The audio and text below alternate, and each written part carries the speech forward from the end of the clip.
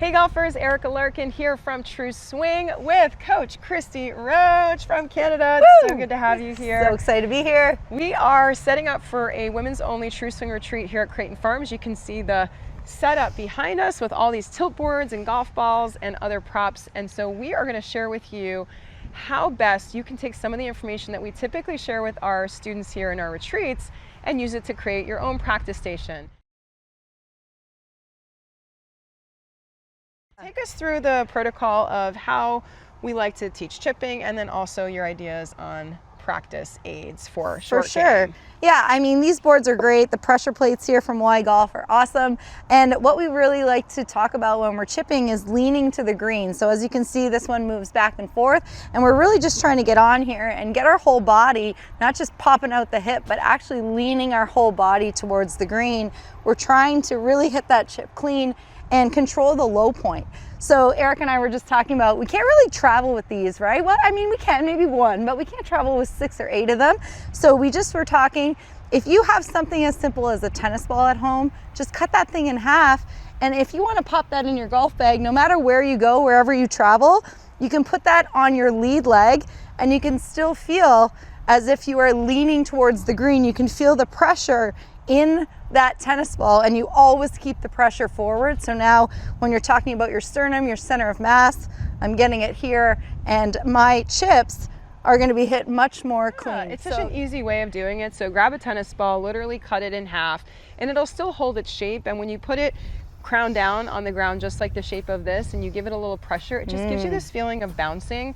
So if you retain constant pressure underneath the ball of your lead foot, go ahead and take a couple of practice swings there back and forth and show us how you're brushing the ground.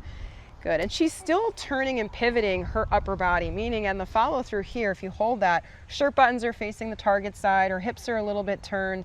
In chipping, what I call this system of energy is low, medium energy, but it's a top-down system of moving the upper body to then lead the lower body. We're not driving huge energy here. We don't want our footwork overly active, and we don't want hips thrusting and spinning out. So it feels relatively stable in the lower body, but that doesn't mean locked, because you could still see that as she's swinging and moving, there's some rotation happening. So as you're, squishing this ball underneath your left foot, go ahead and do it again. And I just want to get out of the way here. When you follow through, hold that finish.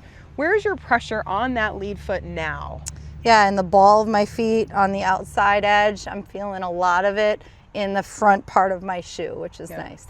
And as your hips turn, I mean, there is weight in her heel too, because otherwise she'd be falling over forward. So, as we rotate around that front leg, this left hip and heel is receiving some pressure. But what we don't want to do, let's say if you do it the wrong way and kind of fall back and push off the ball backwards, there's no squishing the ball now, and she's totally on her trail foot there. So it's very important to keep either constant pressure on the ball, or as you rotate through, at least on the heel, that contact to the ground. Yep. And love this over here too.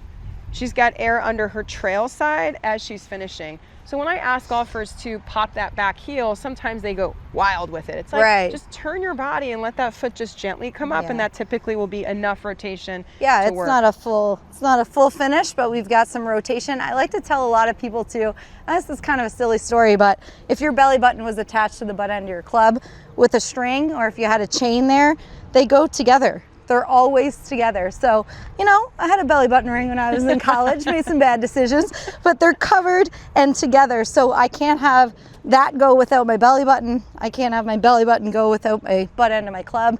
They need to go and be one so it stays connected. Yeah. So I love that kind of visual, because I'm like, that would really hurt if there was a chain there and I moved without it.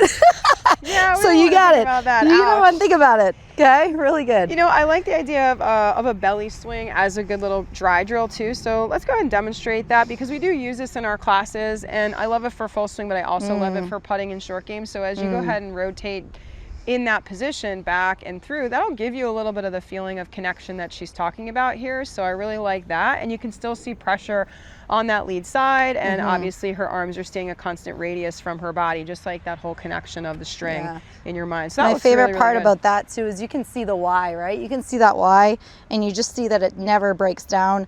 I never disconnect from my body. It's staying together, and it stays that way the whole time. So it's a nice visual of the Y. So when you drop it back down to the ground, same feeling. Love that. Really good. Let's hit a couple balls. Let's see you on the orange squishy? ball, our squishy.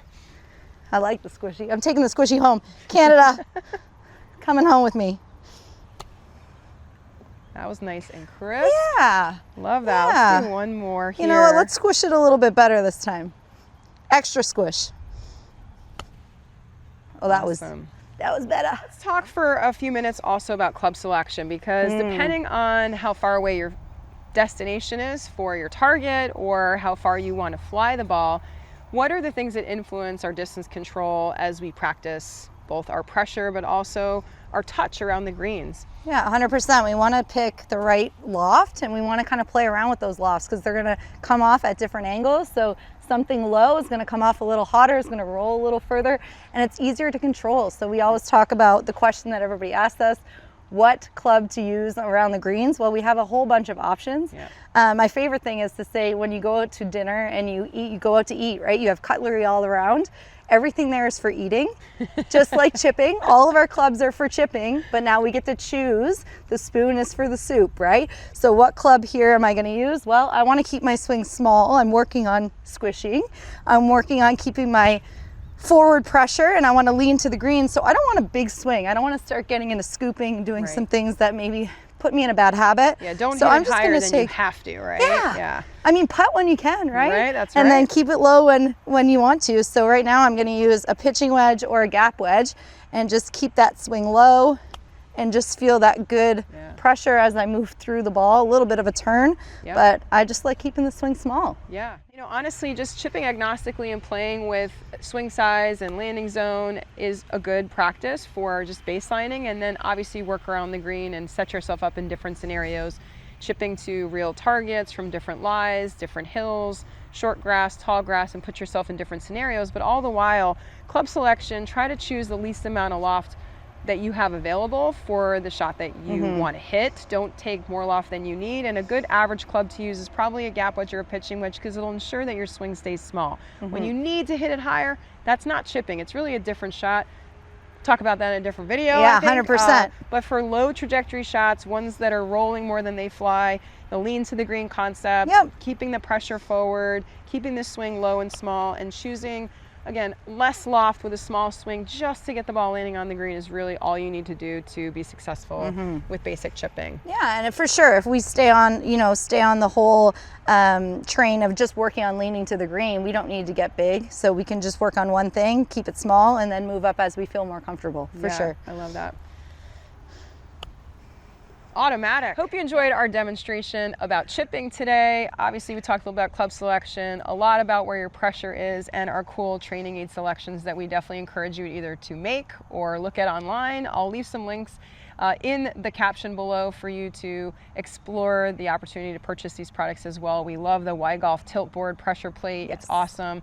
But there's obviously many products out there for chipping and pitching, and we'll continue to share more with those as we go forward here at True Swing. But thank you for sharing your great ideas. I think that was very clever and super easy to do. So try that for yourself. If you like this tip, share it with a friend, and definitely don't forget to follow not only here True Swing, subscribe to our channel, but also follow us on social media, Instagram and TikTok. We've got Kristi, Roach, Erika Larkin, True Swing Golf. We'll see you guys next time. Thanks for following. Thank you. Bye, guys.